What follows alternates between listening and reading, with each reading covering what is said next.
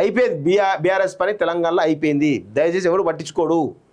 హుస్సేన్ సాగర్ చుట్టూ sky walk వే డిజైన్లు తయారు చేయించండి సీఎం రేవంత్. బుద్ధవనంలో అంతర్జాతీయ బుద్ధ మ్యూజియం, గోల్కొండ చుట్టూ ఆక్రమణలు తొలగించాలి. హైదరాబాద్ నుంచి నాగర్సార్ వరకు 4 లేన్ రోడ్ నిర్మిస్తామని వెల్లడి అంటూ కొన్ని చూస్తా ఉన్నాం. పారా ఒలింపిక్స్లో ఇండియాకు మరో పథకం. ప్యారిస్ ఒలింపిక్స్లో ఇండియా పారా షూటర్లు పథకాల మూత మోగిస్తున్నారు. SH1 విభాగం మహిళల 10 మీటర్ల ఎయిర్ పిస్టల్ ఈవెంట్లో రుబీనా ఫ్రాన్సిస్ కాంస్య పథకం గెలిచింది. శనివారం జరిగిన ఫైనల్లో ఫ్రాన్సిస్ 211.1 స్కోర్తో 3వ స్థానం సాధించింది. దాంతో ఇండియా ఖాతాలో 5వ పథకం చేరింది. ఇందులో 4 షూటింగ్ నుంచే రావడం విశేషం. బ్యాడ్మింటన్లో సుకాంత్ గడం, నితేష్ కుమార్ సెమీఫైనల్ చేరుకున్నారు. సైక్లింగ్, ఆర్చరీ, రోయింగ్లో మన క్రీడాకారులు ముందంజ వేయలేకపోయారంటూ ఒకరు చూస్తా ఉన్నాం. సో ఏ ముఖం పెట్టుకొని ప్రజలకు వస్తావు? కేసీఆర్పై డిప్యూటీ సీఎం బట్టి ఫైర్. ఎస్, ఇదే విధమైన ఫైర్ కొనసాగించాలి అని నేను కోరుతా ఉన్నాను. కుండపోత వర్షం.